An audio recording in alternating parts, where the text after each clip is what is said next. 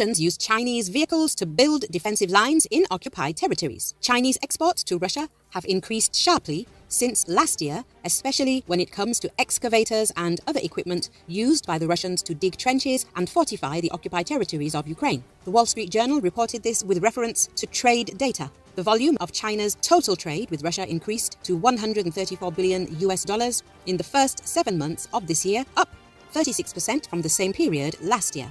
Beijing supplies Russia with a range of goods, including those with potential military applications such as microchips and excavators for digging trenches. Western sanctions have limited Russia's access to many Western-made goods, so Chinese companies have filled this gap with their own products. Cars, electronics, food, tobacco, metals, smartphones, and other consumer goods. China will benefit from this, especially when the country's economy faces a number of challenges, in particular with a decrease in demand from Western countries. According to the Wall Street Journal, Chinese firms provided Russia with computer chips, jet fighter components, navigation, and jamming technology. A report released by the American Office of the Director of National Intelligence last month says China was assisting Russia in circumventing sanctions and acquiring technology with military applications.